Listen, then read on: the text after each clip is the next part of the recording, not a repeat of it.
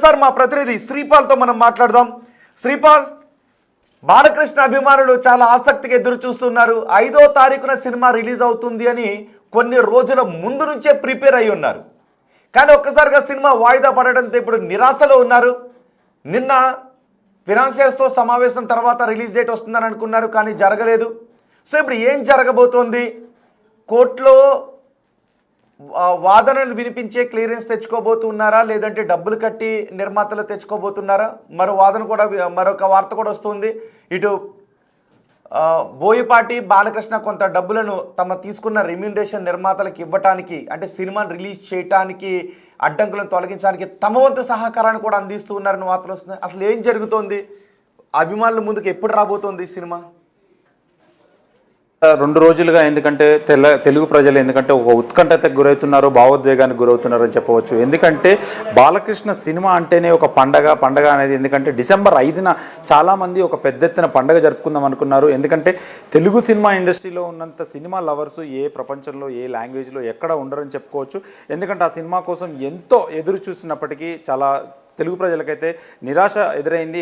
ఎక్కడ దేశ విదేశాల్లో ఎక్కడ ఉన్నా కానీ లక్షలు వెచ్చించి టికెట్ కొనుక్కున్నారు. ఆ సినిమా ఇంకా కొద్దిసేపట్లో కొద్దిసేపట్లో రాబోతుంది అనేటప్పటికి కూడా, ఎందుకంటే ఫైనాన్స్ వల్ల సినిమా ఆగిపోయిందని చెప్పేసరికి కూడా ప్రతి సినిమా అభిమాని అయితే నిరాశతో వెనుదిరగడం జరిగింది. థియేటర్ల దగ్గర నుంచి అంటే సాయంత్రం 6 గంటలకు పడుతుంది, 5 గంటలకు పడుతుంది, 4 గంటలకు పడుతుందని ఇలా చెప్పుకుంటూ వెళ్ళారే కానీ సినిమా స్టే తీసుకొచ్చి అర్ధరాత్రి వాళ్ళు 11:30కి 14 Reels Plus వాళ్ళైతే అఫీషియల్గా ఒక ట్వీట్ చేయడం జరిగింది.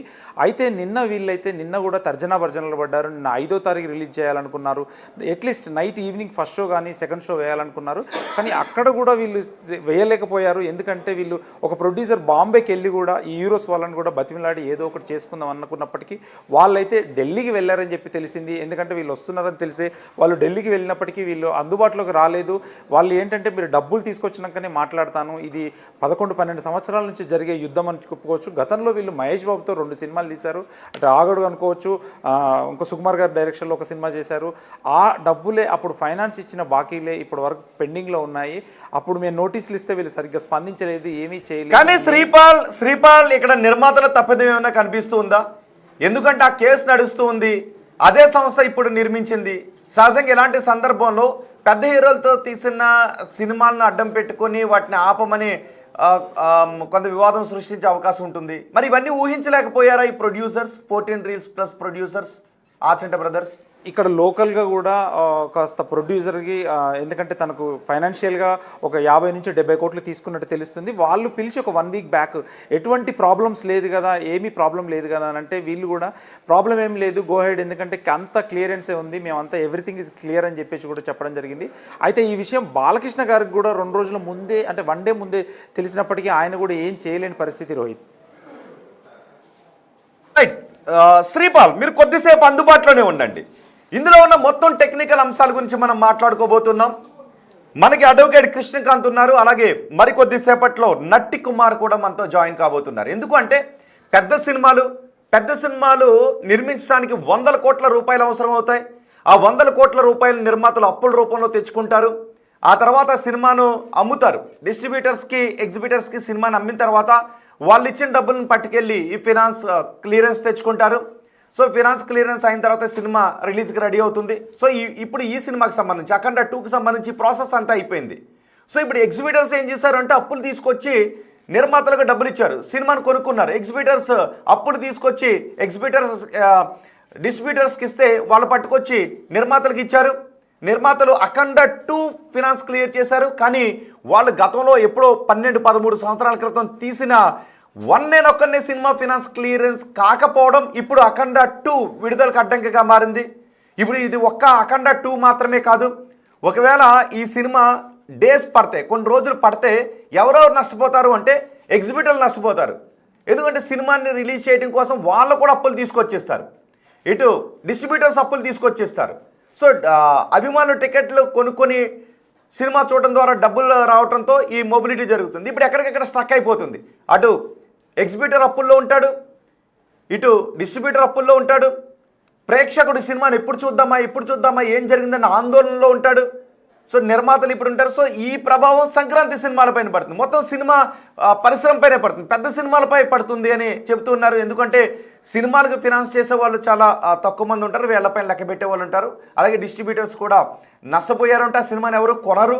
నెక్స్ట్ ఇప్పుడు డిస్ట్రిబ్యూటర్స్ నష్టపోతే నెక్స్ట్ ఇంకో పెద్ద సినిమాని కొనడానికి వాళ్ళు ముందుకు రాకపోతే సొంతంగా నిర్మాతలు రిలీజ్ చేసుకోలేరు. అది వాళ్ళకి వ్యయ ప్రయాసాలు ఏదైనా తేడా కొట్టిందంటే నిర్మాతలు రోడ్డు పైన పడాల్సినటువంటి పరిస్థితి వస్తుంది. ఇలాంటి పరిస్థితి ఉంటుందేమోనని భయపడుతున్నారు. శ్రీపాల్, ఏంటి ఇలాంటి పరిస్థితి తలెత్తే అవకాశం ఉంటుందా? ఎందుకంటే జనాలు ఇప్పుడు దీని గురించే మాట్లాడుకుంటున్నారు.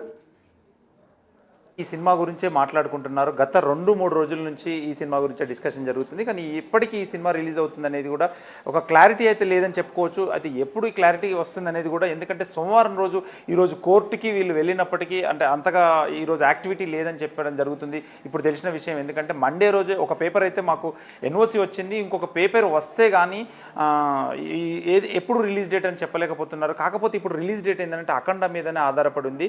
ఇప్పుడు 70 నుంచి 80% వరకు, అంటే 100%, 100 నుంచి 120 కోట్లు తెలుగు రాష్ట్రాల్లో అయితే బిజినెస్ చేయడం జరిగింది. దీనికి సుమారుగా ఒక 70 కోట్ల వరకు అయితే డబ్బులు పంపించడం అనేది కూడా జరిగిందని చెప్తున్నారు. ఈ 70 కోట్లు కూడా, ఎందుకంటే ఈరోజు డిస్ట్రిబ్యూటర్లు, ఎగ్జిబ్యూటర్లు ఉదయం నుంచి సినిమా ఏదైతే వాట్సాప్ గ్రూపులలో ఉంటాయో అందులో ఆ గ్రూపులలో వీళ్ళు మా డబ్బులు మాకు వెనక్కి ఇచ్చేయండి, మీరు ఎప్పుడన్నా రిలీజ్ చేసుకునే పరిస్థితి అని చెప్పేసి కూడా వాపోతున్నారు. ఎందుకంటే ఇక్కడ ప్రొడ్యూసర్స్ కూడా ఏం చేయలేని పరిస్థితి, ఎవరు ఏం చేయలేని పరిస్థితి. డబ్బేమో వచ్చేసి ఆకాశంలో గాలిలో ఉన్నట్టుగా ఒక 70-80 కోట్లు పడి ఉంది.